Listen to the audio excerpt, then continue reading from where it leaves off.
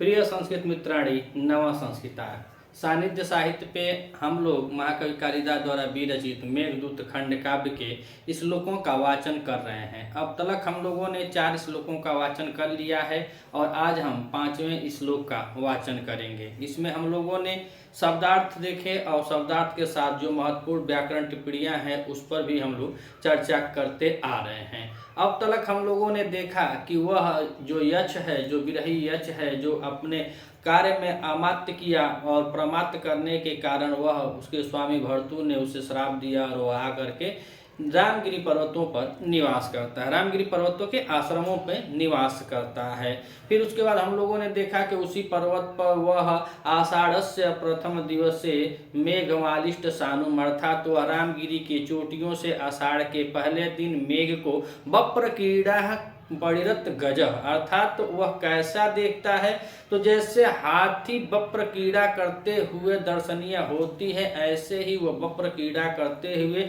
मेघ को गज के समान देखता है। और उसके बाद फिर हम लोगों ने देखा कि वह उसी रामगिरी पर्वत पर ही बेचारा हाथ तो जोड़ता है, स्वागत के वचन बोलता है और कुटज के पुष्पों से मेघ को अर्घ दे करके उसे स्वागत के वचन बोलता है या उसका स्वागत करता है। अर्थात वह काहे करता है तो वह कह रहा है कि नभसी प्रत्यासन्न अर्थात सावन मास के नजदीक आने पर अपने दैता अपनी पत्नी के जीवन को सहारा देने वाले जो स्वकुशलमयी हारिस्यम प्रवृत्त्यम जो अपने स्वकुशलता के समाचार को जीमुतेन अर्थात मेघ के द्वारा भेजवाना चाहता है कि सावन का महीना आ गया है और कहीं मेरी प्रिया मेरे शोक में कहीं विरक्त न हो जाए या कहीं वह अपने प्राणों को त्याग न दे कि मेरे स्वामी नहीं रहे, ऐसा कुछ सोच करके अब वह संदेश भेजवाना चाहता है। इसलिए वह मेघ का इतना खातिरदारी और आवभगत कर रहा है। अब इसमें 5वें श्लोक में कवि जी यह बतलाते हुए हम सभी पाठकों को यह बतलाए हैं कि मैं मेघ के द्वारा संदेशा नहीं भेज रहा हूँ, मैं मेघ के द्वारा संदेशा नहीं भेज रहा हूँ। और वह जो मेघ के द्वारा संदेशा भेज रहा है वह जाने और जो संदेशा सुन रहा है वह जाने, मेघ जाने और यक्ष जाने, मुझको उसमें कुछ लेना देना नहीं है। क्या है कि मैं एक लेखक हूँ, मैं लिख सकता हूँ। अब यह मेरे पाठक यह मुझसे सवाल न करें कि कवि जी यह नहीं समझ पा रहे हैं कि मेघ जो है वह अचेतन है, वह कैसे लेकर संदेशा जाएगा, जबकि संदेशा कहने और सुनाने के लिए बहुत ही पटुकर इंद्रियां इसमें बताए हैं कि जो अच्छे स्वभाव के जो चालाक होते हैं, जिनकी इंद्रियां बहुत अच्छी होती हैं, वह संदेशे को ले जाते हैं, वह संदेशों को कहते हैं, सुनाते हैं। लेकिन यहाँ मेघ क्या है तो कवि जी 5वें श्लोक में साफ साफ बता रहे हैं कि मैं नहीं जानता हूँ, बस मैं लिख रहा हूँ। तो क्या लिखे हैं आइए वाचन करते हैं मंदाक्रांता छंद में यह मेघदूत के 5वें श्लोक का। तो मंदाक्रांता छंद है और आप सभी विदित होंगे कि 4 पे और 6 पे और 7 पे इस पे यत होती है, सीधे सीधे जोड़ेंगे तो 4 पे 10 पे और 17 पर यत होती है। तो आइए वाचन करें कि धूम ज्योति सलिला मारुताम सन्निपात क्वमेघ धूम ज्योति सलिला मारुताम सन्निपात क्वमेघ संदेशार्था क्व पटुकरणै प्राणभिप्रापणीया एकटो शोक्या परिगणयन् गोइंह कस्तम यायाचे कामता हि प्रकृत कृपणा चेतना चेतनेषु कामता हि प्रकृत कृपणा चेतना चेतनेषु। तो अब कवि जी बतला रहे हैं यहाँ पे। तो पहले हम लोग इसका हिंदी अर्थ देखेंगे तो कह रहे हैं कि धूम, ज्योति, सलिल, मरुताम। धूम माने होता है धुआं, धूम माने धुआं, ज्योति माने प्रकाश, और सलिल माने होता है जल, और मारुतम माने होती है हवा। तो कवि जी कहें कि सलिल, मारुत, ज्योति और धूम, अक्सर हम लोग सब लोग देखे होंगे कि मेघ का रंग काला होता है। पानी कौन बरसता है? तो मेघ बरसता है, और इसमें बिजली जब चमकती है तो वही उसमें ज्योति है, ज्योति भी उसमें व्याप्त है। और मारुत मतलब अर्थात यह कहा जाए कि उसमें हवा भी विद्यमान है।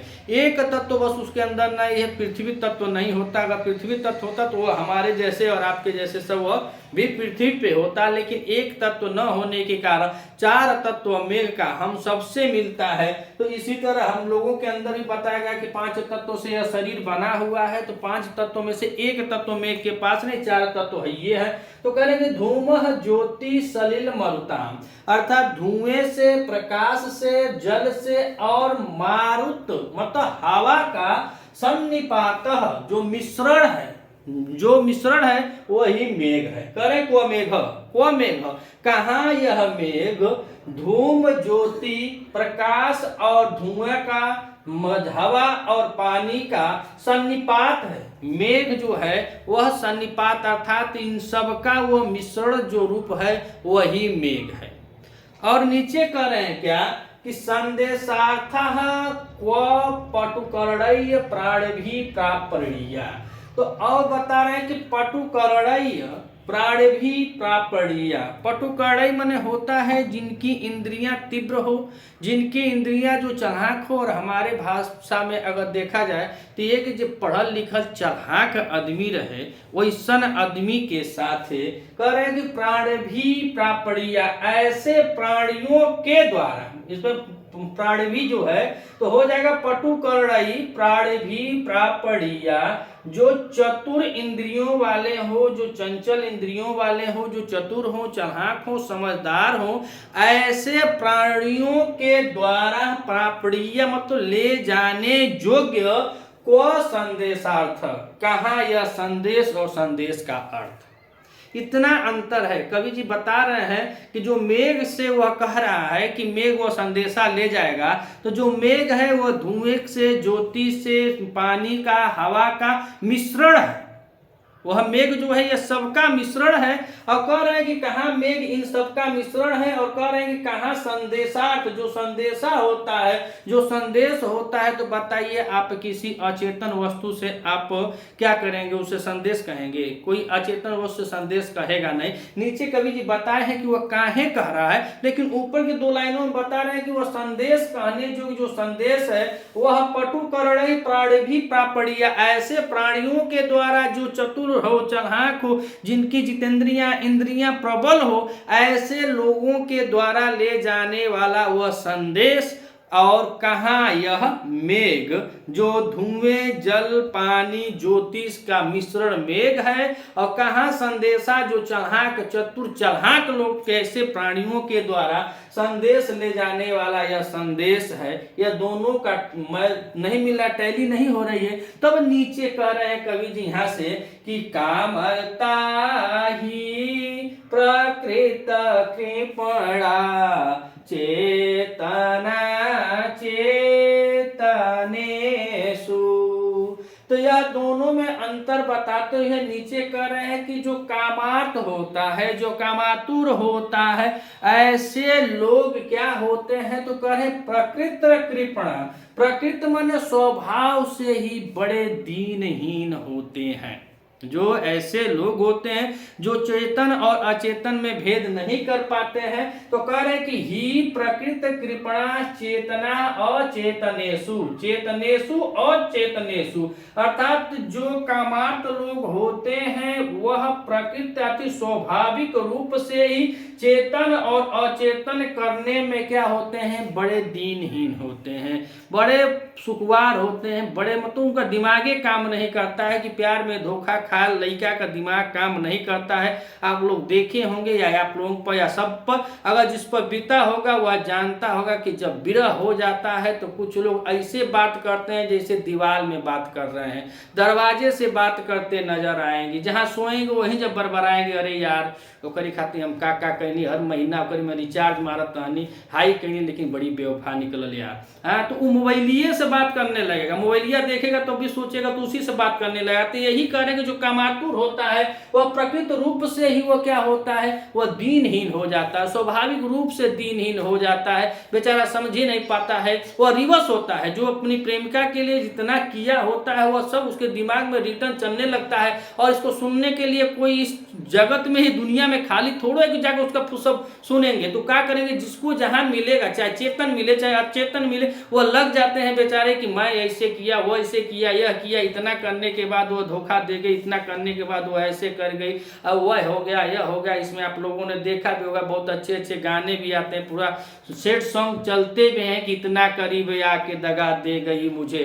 तो वह इसी तरह कामातु था और वह समझ नहीं पाता है कि मैं किससे क्या कह रहा हूं। तो कवि जी नीचे में यही पता है कि कामाता ही, जो कामातुर लोग होते हैं वो प्रकृत यानी स्वाभाविक रूप से ही दीनहीन होते हैं, चेतन और अचेतन में अंतर करने के लिए।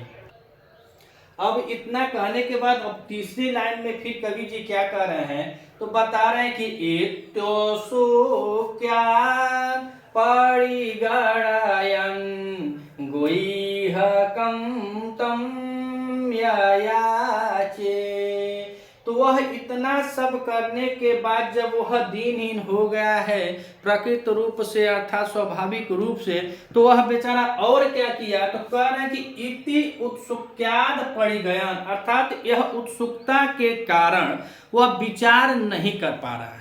उसके अंदर उत्सुकता है, किसका उत्सुकता है, तो मिलन की उत्सुकता है, वह छड़ी के प्रति कामातुर है, वह प्रेम चाहता है, वह चाहता है कि कब मेरा उससे वार्तालाप हो जाए, कब उसको कंठाश्लेष कर सके, कब उससे हमारा मिलन हो जाए। इतना सब सोच करके 8 महीने से वह विरही यक्ष अपने दिनों को काटता है, लेकिन जैसे मेघ को आषाढ़ के प्रथम दिन देखता है और नभसी प्रत्यासन्न सावन माह को नजदीक देखकर इतना उत्कंठित हो उठता है, इतना उत्कंठित हो उठता है कि वह अब समझ ही नहीं पा रहा है। तो कवि जी कहे कि चेतन और अचेतन में वह फर्क नहीं कर पा रहा, यह नहीं कि मैं तो बस लिख रहा हूं, तो कहे चेतन अचेतन में फर्क नहीं कर पा रहा है। तो काहे नहीं कर पा रहा, तो इसमें कहना कि इति उत्सुक्याद परिगणन, अर्थात उत्सुकता वह उत्सुक है मिलने के लिए, वह मिलन की राह जो रहा है, अपने मिलन के दिनों को मन इंतजार कर, दिमाग में इतना जल्दी कर रहा है कि कब वह दिन आ जाए, कब वह दिन आ जाए। तो इसीलिए कवि जी लिखे कि इत्युत्सुक्याद, यह काहे हो रहा है, तो यह उत्सुकता के कारण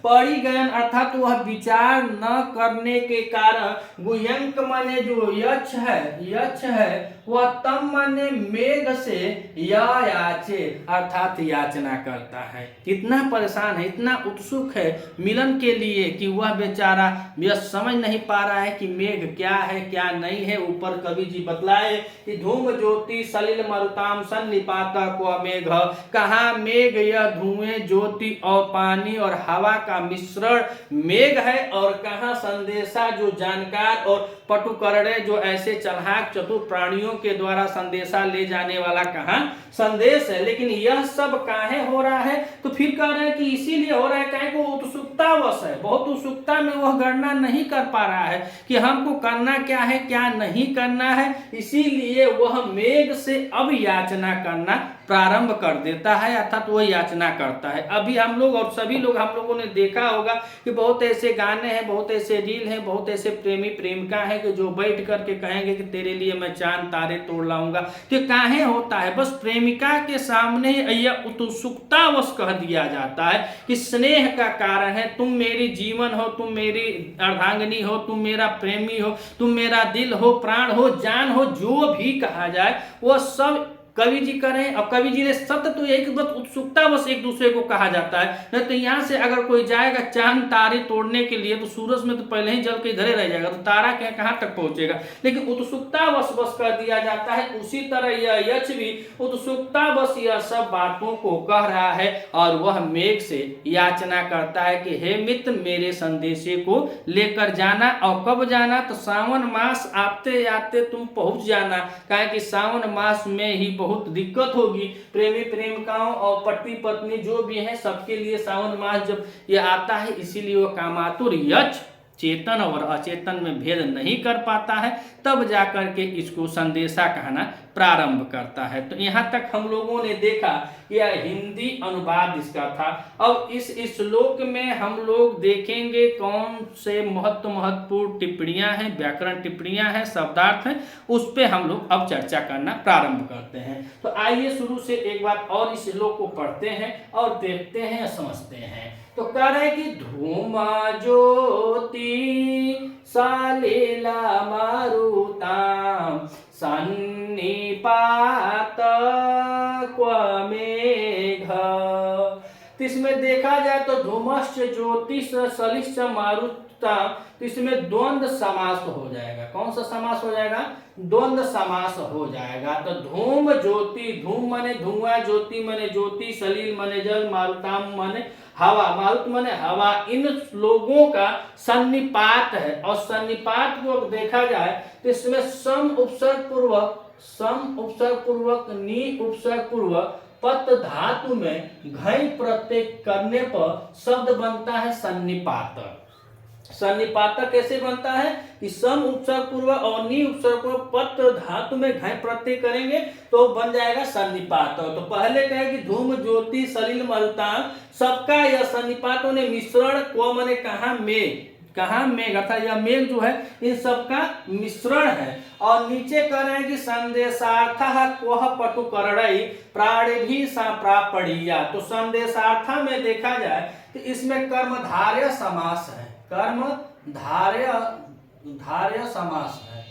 इसमें कौन सा समास है, तो कर्मधारय समास है संदेशार्थ में, और संदेशार्थ में कर्मधारय समास है। और इसमें यह भी देखा जाए तो इसका अर्थ होगा कि संदेशा ते एव अर्था, अर्थात कर्मधारय समास है कि यह संदेश जो है वह किसके द्वारा ले जाने योग्य है। तो आगे कह रहे हैं कि पटुकर्णै, और पटुकर्णै में देखा जाए तो तृतीया लगा हुआ है, तृतीया लगा हुआ है, और पटुकर्णै प्राणिभी, और प्राणिभी में भी तृतीया लगा हुआ है, इसमें भी तृतीया लगा हुआ, प्राणिभी में भी, और प्रापणीया।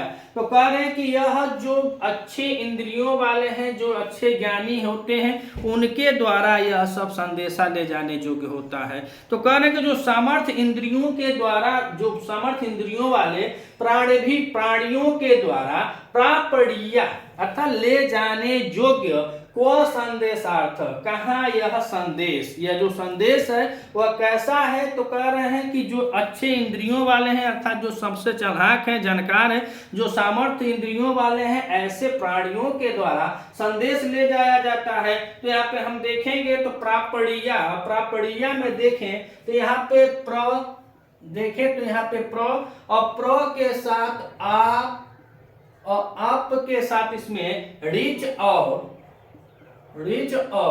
अनियर प्रत्यय किया गया है, अनियर प्रत्यय लगा हुआ है। तो शब्द बना है प्रापणीया, प्र उपसर्ग पूर्व और आपके साथ रिच में अनियर प्रत्यय किया गया है। तो शब्द क्या बना है हमारा, तो बना है प्रापणीया। और प्राणिभी को देखें तो प्राणिभी में तो इसमें तो बहुत कुछ खास नहीं है, प्राण के साथ इनी प्रत्यय किया गया है, और यह तृतीया का बहुवचन लगा हुआ है। क्या लगा हुआ है, तृतीया का बहुवचन रूप लगा हुआ है। तो इसमें तृतीया का बहुवचन तो इसमें भी है। तो कह रहे हैं धूम ज्योति सलिल मरुताम, सबका मिश्रण कहा मेघ, और संदेशार्थ जो है वह कैसे, जो सफल इंद्रियों वाले प्राणी होते हैं उनके द्वारा ले जाने योग्य यह संदेश होता है। और नीचे कह रहे हैं कि यह काहे ऐसा कर रहा है, कि बोल रहा है कि भैया आप समझ नहीं पा रहे कि किसको हम क्या कर रहे हैं। तो नीचे कह रहे हैं कि इत्युक्त्याद अपरिगणत, पंचम्यंत होगा या पंचम्यंत होगा, तो इसमें हो जाएगा उत्सुक्याद अपरिगणन, जो उत्सुकता के कारण उत्सुकता के कारण, तो यह पंचमेंत होता है। और कह रहे हैं कि अपरिगणन अर्थात उसकी गणना नहीं कर पाता है। कोई भी प्रेमी हो जब प्रेमिका को अपने देखता है, चाहे विरह में देखे, चाहे कोई पति हो अपनी पत्नी से जब स्नेहपूर्वक वार्तालाप करता है तो उसमें वह क्या बोल जाता है वह उसकी गणना नहीं करता है। इसी तरह यह उसकी गणना नहीं कर रहा है। और काहे नहीं कर रहा है? तो उत्सुकतावश नहीं कर रहा है। और उत्सुकतावश इसकी गणना नहीं कर रहा, तो अपरिगणन में देखा जाए तो इसमें नन और नन के साथ परी और परी के साथ इसमें गण और गण के साथ सत्र प्रत्यय लगा हुआ है। तो शब्द बना है अपरिगणन और उत्सुकता, अर्थात इस प्रकार उत्सुकता के कारण वह गणना नहीं करता है। कोई प्रेमी हो वह गणना नहीं करता है। इसी तरह वह यच गुह्यंक माने यच, गुह में देखें तो यहाँ गुहू और गुहू के साथ इसमें उड़ूल प्रत्यय लगा हुआ है। तो बना है क्या? गुह्यंक। गुह्यंक से बोध होता है यच का और तम से बोध होता है यहाँ पे किसका? मेघ का।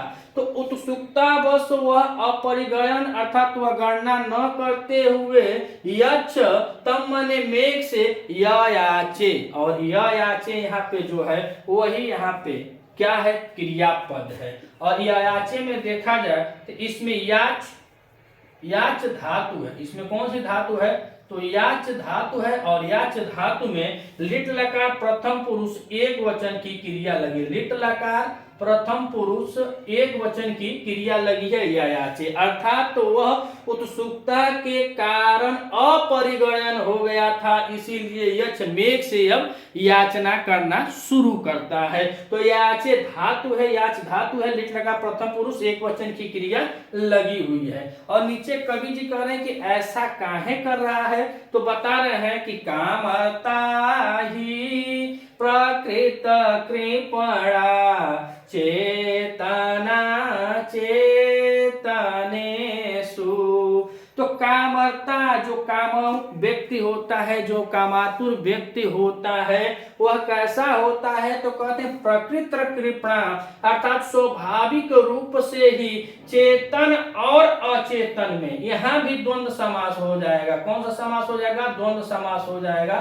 चेतन और अचेतन में, चेतनास अचेतनेषु, तो इसमें भी द्वंद्व समास हो जाएगा। तो जो स्वाभाविक रूप से चेतन और चेतन में भेद नहीं कर पाते हैं, कौन? कामातुर। और काहे? तो काहे कि वह स्वाभाविक रूप से दीनहीन होते हैं, बेचारे बड़े गरीब दुखिया हो जाते हैं, वो समझ ही नहीं पाते हैं कब कहाँ किससे क्या बोलना चाहिए। इसीलिए कवि जी बताए कि प्राकृत रूप से वह चेतन और अचेतन में फर्क नहीं कर पाते हैं। अब यहाँ पे कामार्थ में देखा जाए तो यहाँ काम और काम के साथ इसमें आ और आ के साथ इसमें री धातु है और री धातु के साथ कत प्रत्यय लगा हुआ है। तो शब्द बना है कामार्थ। और इसमें अब करें कामार्थ, काम और यह कामार्थ, जो कामार्थ लोग होते हैं, जो कामातुर होते हैं, वह प्रकृत रूप से चेतन और अचेतन में भेद नहीं कर पाते हैं। तो ऐसे ही कवि जी बतलाए कि मैं मेघ से कुछ संदेशा नहीं दिलवा रहा हूँ, मैं बस एक लेखक हूँ, जो संदेशा दे रहा है वह समझे और जो संदेशा ले जा रहा है वह समझे, अर्थात यक्ष और मेघ समझे, मैं बस लिख रहा हूँ। तो इतनी ही बात इस श्लोक में कवि जी अर्थात मेघदूत पूर्व मेघ के 5वें श्लोक में कवि ने बतलाया कि ऐसे ऐसे मैं जानता हूँ और ऐसे ऐसे वह कामातुर है, इसीलिए वह संदेशा मेघ से दे रहा है। आप अगर इस चैनल पे नए हैं तो चैनल को सब्सक्राइब कीजिएगा। यूपी टीजीटी के जितने भी ग्रंथ हैं, जितने भी साहित्य ग्रंथ हैं, वह सबका एक एक श्लोक करके हम इसी तरह व्याख्या करते चलेंगे। अभी हमारे पास समय है, इसीलिए अगर आपको यह वीडियो अच्छी लगे तो आप कमेंट कीजिएगा, हम भी थोड़ा उत्साहित मन से और लग जाएंगे। और न अच्छा लगे तो भी कमेंट कीजिएगा, निगेटिव पार्टी दोनों कमेंट कीजिएगा, बताइएगा, अपनी राय दीजिएगा। चैनल पे जाइए, चैनल को सब्सक्राइब कीजिए। वीडियो अच्छी लगे तो ज़्यादा से ज़्यादा शेयर कीजिए, लाइक कीजिए। मिलते हैं अगले वीडियो में, तब तक के लिए नमः संस्कृत।